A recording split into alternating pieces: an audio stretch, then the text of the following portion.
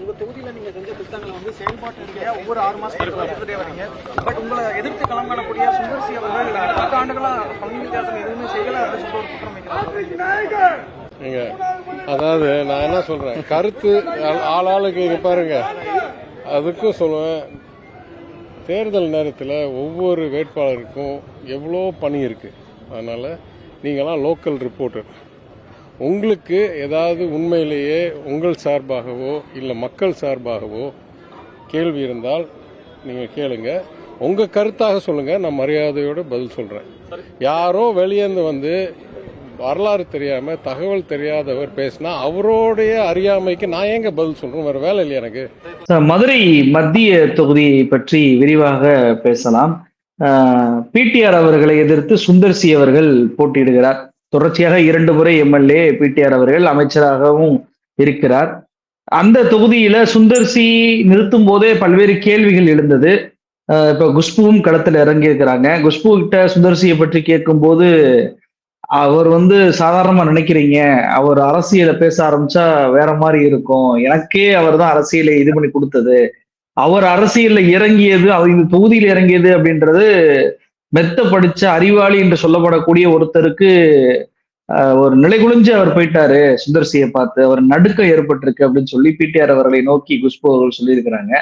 இது குறித்து பிடிஆர் அவரிடம் போய் செய்தியாளர்கள் கேட்கிறாங்க, 10 ஆண்டுகளாக நீங்க எதுவுமே பண்ணல அப்படின்னு சொல்லிட்டு மக்கள் சொல்றாங்க. உடனே பிடிஆர் அவர்கள், யாரோ ஒருத்தர் வெளியே இருந்து இப்படி எல்லாம் அறியாமையில பேசுறதுக்கெல்லாம் நான் பதில் சொல்லிட்டு இருக்க முடியாது, எனக்கு வேலை இருக்கு அப்படின்னு சொல்லியிருக்கிறார்.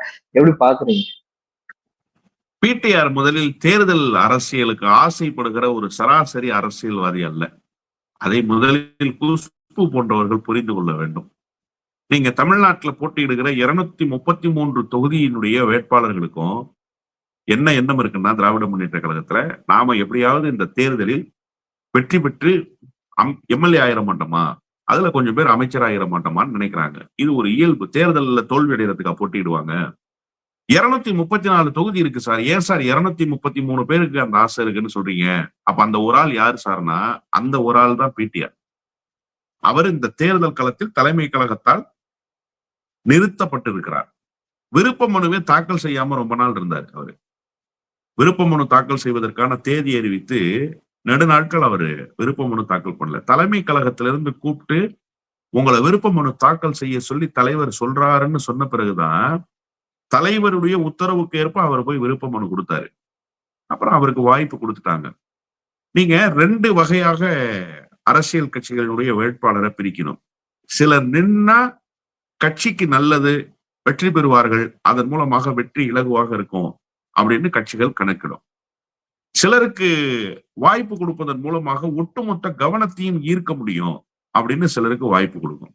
நான் சொன்ன முதல் கேட்டகரி இருக்குல்ல, இவர் நின்னா கட்சிக்கு நல்லது, இவரை கட்சி பயன்படுத்திக்கணும், இவர் அரசு பயன்படுத்திக்கணும்னு நினைச்சு ஒரு வேட்பாளருக்கு திமுக வாய்ப்பு கொடுத்திருக்குன்னா அது அண்ணன் பிடிஆருக்கு மட்டும்தான். பிடிஆருக்கு என்ன லோக்கல் அரசியல் இருக்கு? அவர் என்ன சுவர் விளம்பரத்துல போய் பாண்டிய மண்டலத்தின் தளபதி பிடிஆர் பழனிவேல் தியாகராஜன் விளம்பரம் பண்ணிக்கிறாளா? 8 பக்கத்துக்கு 10 துண்டுக்கு செவரட்டி அடிச்சு ஒட்டிக்கிறாளா? பிளெக்ஸ் போர்டு வச்சுக்கிட்டு அதுக்கு மாலை போட சொல்றாளா? என் படத்தை பாக்கெட்ல வச்சுக்கிட்டு சுத்துங்கன்னு சொல்றாளா? அந்த சராசரி அரசியல்வாதி அல்ல அவரு. அவர் அதையெல்லாம் கடந்து ஒரு இன்டலெக்சுவல் கிரவுண்ட்ல பிளே பண்ற ஒரு வெல் பிளேயர் அவரு. நீங்க நிதித்துறை அமைச்சராக அவர் இருந்தப்ப அவர் துரைமுருகனையும் ஒரே பிளாட்ஃபார்ம்ல தான் வச்சாரு, அண்ணன் தாமு அன்பரசனையும் ஒரே பிளாட்ஃபார்ம்ல தான் வச்சாரு. அண்ணன் தாமு அன்பரசன் அப்படிங்கிறதுக்காக கன்சர்ன்லாம் கிடையாது, சீனியர் மினிஸ்டர்ன்றதுக்காக கன்சர்ன்லாம் கிடையாது. என்னுடைய கன்சர்ன் என்னவாக இருக்கும்னா, அரசினுடைய நிதித்துறையை செம்மையாக வழி நடத்துறது மட்டும்தான் என்னுடைய கன்சர்ன்ல இருக்கும். சிஎம்ஏ அவருடைய டிபார்ட்மெண்ட்டுக்கு ஃபண்டு கேட்டாலும் ஆஸ் பர் த புரோட்டோகால் தான் அந்த ஃபண்டு கொடுப்பேன்ற அந்த நெருக்கடி இருக்குல்ல, அது பிடிஆரை தவிர இந்த உலகத்துல எவனாலையும் கொடுக்க முடியாதுன்னு நான் சொல்றேன். அப்ப எவ்வளவு பெரிய ஒரு இன்டலெக்சுவல் நேர்மையாளர், அரசியலை பயன்படுத்தி வளர்ச்சி அடைய வேண்டும்னு நினைக்காத ஒரு மனிதர் அந்த தொகுதியில போட்டியிடுறாரு. அவரை எதிர்த்து நிக்கிறதுக்கு ஆள் இல்லை சார். ஒரு உண்மையை நான் இன்னைக்கு சொல்லட்டுமா? நீங்க கேட்டதுனால இந்த செய்தியை நான் சொல்றேன். நான் சொல்லக்கூடாதுன்னு தான் நினைச்சேன். அவரை எதிர்த்து போட்டியிடுவதற்கு ஆள் இல்லாததுனால வளமையாக இருக்கக்கூடிய அல்லது வெற்றி பெற்று விடுவார்கள் என்று நினைக்கக்கூடிய தொகுதிகள்னு சில தொகுதி இருக்குல்ல. வளமையான தொகுதினா அண்ணன் திருவண்ணாமலையில் அண்ணன் ஏவாவேலு வைத்து ஜெயிக்க முடியாது. அவர் தான் வெற்றி தொடர்ச்சியாக. ராணிப்பேட்டையில் அண்ணன் காந்தி, அவர் தான் வெற்றி தொடர்ச்சியாக. இப்படி தொகுதிகள் இருக்குல்ல.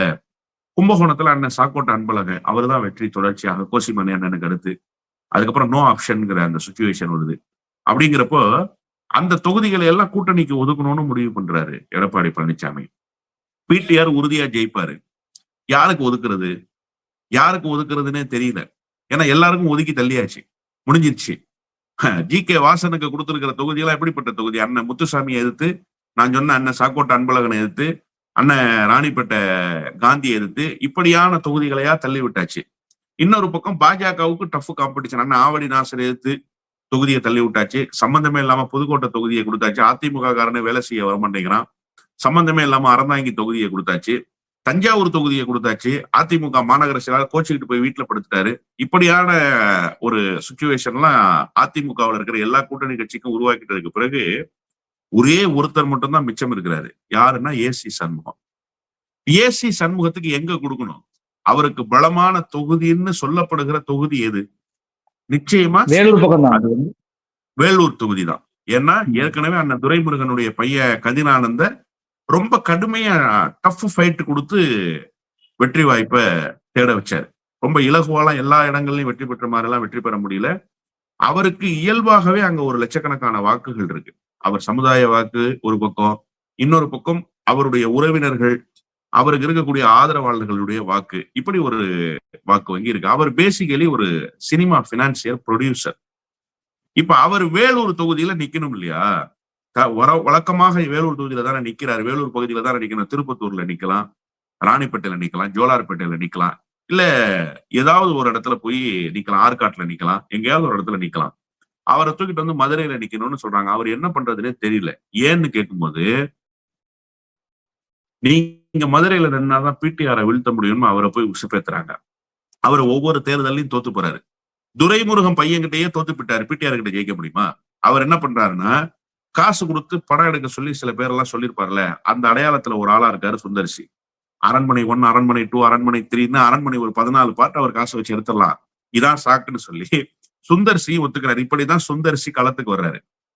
சுந்தர்சி களத்துக்கு வந்ததனுடைய பின்னணி இதுதான். வேட்பாளர் கிடைக்கல, ஏசி சண்முகத்துல கொடுக்குறாங்க. ஏசி சண்முகம் மதுரையில போய் நிக்க முடியாதுங்கிற சூழல்ல இருக்காரு. நின்னா தோத்து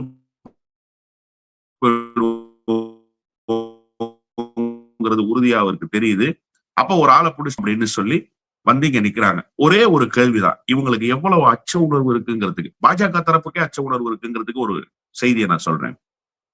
மரியாதைக்குரிய அண்ணன் ஜான் பாண்டியனுடைய மனைவி பிரிசில்லா பாண்டியனுக்கு சீட்டு. என்ன சின்னம்? தாமரை சின்னம். தமாகவுக்கு சீட்டு. என்ன சின்னம்? தாமரை சின்னம். இந்த தேவர் சமுதாயத்துல ஒருத்தருக்கு சீட்டு கொடுத்திருக்காங்க திருப்பத்தூர்ல, அவர் பேர்லாம் எனக்கு தெரியல. அவருக்கு சீட்டு. என்ன சின்னம்? தாமரை சின்னம். ஆனா மதுரையில ஏசி சண்முகம் கூட்டணி இல்லையா? தேசிய ஜனநாயக கூட்டணி வழியாக அதிமுக கூட்டணியில் இணைந்த எல்லோருக்கும் தாமரை சின்னம் தானே. ஏசி சண்முகம் அதிமுக கூட்டணியில இருந்தார், ஏன் இரட்டை இலை சின்னம்? தாமரை சின்னத்துல நிக்க வேண்டியதானே. அப்போ பரிச்சயமான ஒரு சின்னத்தை காட்டினாதான் குறைஞ்சபட்சம் டெபாசிட்டாவது வாங்க முடியும். தாமரை சின்னத்தை நீங்க கொண்டு வந்து பிடிஆரை எதிர்த்து நிறுத்தினீங்கன்னா டெபாசிட்டே வாங்க முடியாதுங்கிற நிலைமை வந்துடும். அதனால என்ன பண்றாங்கன்னா, இதுவரைக்கும் எல்லாருக்கும் தாமரை சின்னத்தை கொடுத்துட்டு பிடிஆரை எதிர்த்து போட்டியிடுற சுந்தர்சிக்கு மட்டும் இரட்டை இலை சின்னம் கொடுக்குறாங்க. ஆனா இங்க அக்கா குஷ்பு என்ன சொல்லுதுன்னா, அவரை பார்த்துதான் நான் அரசியலே கத்துக்கிட்டேன். இது எவ்வளவு பெரிய ஜம்மு காலத்துல வடிகட்டின பொய். சுந்தர்சியுடைய நடவடிக்கையின் மூலமாகத்தான் அரசியல். சுந்தர்சியினுடைய அரசியல் பார்ட் என்ன சார்? நீங்க ஒரு பெரிய ட்ராக் ரெக்கார்டை எடுத்து போடுங்க. சினிமால சக்சஸ்ஃபுல்லான டைரக்டர், சக்சஸ்ஃபுல்லான ப்ரொடியூசர், அப்படிலாம் நீங்க நிறைய பக்கங்களை அவருக்கு வச்சுக்கலாம். குஷ்புவுக்கு கணவரா இருக்கிறதே பெரிய சக்சஸ்ஃபுல்லான கேரக்டர்னு தான் நான் சொல்றேன். அப்போ நீங்க இதெல்லாம் ஒரு பக்கம் இருக்கிறப்போ, அவர் அரசியல்ல என்ன பங்களிப்பை செலுத்தி இருக்கிறாருங்கிற கேள்வி இருக்குல்ல. இதுவரைக்கும் அரசியல்ல என்னவாக வெளிப்பட்டார்? சினிமா துறையில் கார்த்திக்கு ஒரு அரசியல் பங்களிப்பு இருக்கு சார். நடிகர் கார்த்திக், நவரச நாயகனுக்கு, நெப்போலியனுக்கு ஒரு அரசியல் பங்களிப்பு இருந்தது, சரத்குமாருக்கு ஒரு அரசியல் பங்களிப்பு, டி ராஜேந்திரனுக்கு ஒரு அரசியல் பங்களிப்பு, இப்படி ஒரு பெரிய பட்டியல் இருக்கு. இதுல சுந்தர்சிக்கு ஏதாவது ஒரு பார்ட் இருக்கா? ஒரு துளி அளவும் அரசியல் பங்களிப்பு அவருக்கு இல்ல. அப்ப அவருக்கு என்ன அரசியல் புரிதல் இருந்து அந்த கைடன்ஸ் என்ன இப்ப அக்கா குஷ்புவுக்கு கொடுத்தாருன்னு நமக்கு தெரியல. இப்ப அத குஷ்பு தான் விளக்கி சொல்லணும் என்ன கொடுத்திருக்காருன்னு. நீங்க சொன்னீங்க பிடிஆர்ட்ட போய் கேட்டாங்க, பிடிஆர் வந்து பதில் சொல்ல வேண்டிய அவசியம் இல்லை அப்படின்னு கடக்குறாரு அப்படின்னு சொல்லி. அதாவது பிடிஆர் வந்து ஒரு ஜென்டில்மேன். லோக்கல் பாலிடிக்ஸ்குள்ள பிடிஆருக்கு நெருக்கடி வருது இல்ல, அந்த பாலிடிக்ஸையே ரொம்ப அழகா கடந்துருவாரு. அவர் ஒரு சராசரி குலையாடி சண்டை போடுகிற அரசியல்வாதி இல்ல. நீங்க வந்து பிடிஆர் மீது ஒரு விமர்சனத்தை வைக்கிறீங்க அப்படின்னா அந்த விமர்சனம் எவ்வளவு கூர்மையானதாக இருக்கணும். பிடிஆர் மதுரை மத்திய தொகுதியில வெற்றி பெறுறாருன்னு வச்சுக்கோங்க, அது யாருக்கு பெருமைன்னு நீங்க நினைக்கிறீங்க? மதுரை மத்திய தொகுதிக்கு பெருமை. நீங்கள் ஒன்றை மட்டும் குறித்து வைத்துக் கொள்ளுங்கள். தமிழ்நாட்டில் ஒரு அமைச்சர் இலாக்கா மாற்றப்பட்டதற்காக ஒட்டுமொத்த தமிழ்நாட்டினுடைய பொது ஜனம், நல்லா புரிஞ்சுக்கணும், அரசியல் சார்பற்ற பொது ஜனம் எதற்காக இந்த மாற்றம் என்று கேள்வி எழுப்பியது பிடிஆருக்கு மட்டும்தான் சார். வேற எந்த அமைச்சருக்கும் கேட்கல. பால்வளத்துறை அமைச்சராக இருந்தவரை மாத்தினாங்க, சிறுபான்மைத்துறை அமைச்சராக இருந்தவரை மாத்தினாங்க, பிற்படுத்தப்பட்டோர் நலத்துறை அமைச்சராக இருந்தவரை மாத்தினாங்க, ஐடி மினிஸ்டரை மாத்தினாங்க, தொழில்துறை அமைச்சரை மாத்தினாங்க. யாரும் எந்த கேள்வியும் கேட்கல சார். பிடிஆர் நிதித்துறையில இருந்து எடுத்து இன்னொரு டிபார்ட்மெண்ட்டுக்கு மாத்தினாங்க. ஒட்டுமொத்த தமிழ்நாடு கேள்வி கேட்டுச்சு சார். ஏன்னு கேள்வி எழுப்புது. அப்போ அந்த பெருமையை பிடிஆர் பெற்றிருக்கிறாரா இல்லையா? அந்த பெருமைக்குரிய மனிதராக பிடிஆர் வெளிப்படுறாரா இல்லையா? இப்ப மத்திய தொகுதி அதன் மூலமாக உயர்கிறது, அதன் மூலமாக ஒரு அங்கீகாரத்தை பெறுது அப்படின்றதுதான் பிடிஆருக்கு இருக்கிற வெற்றி. பிடிஆரையே கூழங்குப்பைகளுக்கு எல்லாம் பதில் சொல்லணும். இப்ப ஒண்ணு வேணாம், ஒரு சின்ன உதாரணம் சொல்றேன். இது வந்து பிடிஆரினுடைய அரசியல் உயரத்தை பண்பை வெளிப்படுத்துதுன்ற. திருப்பத்தூர்ல ஒரு கேண்டிடேட் போட்டிருக்காங்க, பாஜக சின்னத்துல நிக்கிறாரு, அவர் பேர் எனக்கு தெரியாது அப்படின்னு நான் சொன்னேன். உண்மையிலே எனக்கு தெரியாதுன்னு நீங்க நம்புறீங்களா? எனக்கு தெரியும் அவர் பேரு. அவர் பேரெல்லாம் நான் சொல்ல வேண்டிய அவசியம் எனக்கு இல்லை. அதனால நான் கடந்து போறேன் பாத்தீங்களா? இந்த அணுகுமுறை தான் அண்ணன் பிடிஆரினுடைய அணுகுமுறை. குஷ்புக்கெல்லாம் பதில் சொல்லி, சுந்தர்சிக்கெல்லாம் பதில் சொல்லி அவருடைய தரத்தை அவர் தாழ்த்திக்க வேண்டிய தேவையில்லை. 10 வருஷம் அவர் எந்த மாதிரியான சட்டமன்ற உறுப்பினராக இருந்திருக்கிறார் என்பதை மதுரை மத்திய மக்கள் பார்த்திருக்காங்க. நான் என்ன கேட்கிறேன்னா, அவர் என்ன எனக்கு சீட்டு கொடுங்கன்னு அடம் பிடிச்சு சென்னையில போய் லாபி பண்ணி கைகாலில் உளுந்து தலைமை கழக நிர்வாகிகளை காக்கா பிடிச்சு சீட்டு வாங்கிட்டு வந்தவரா?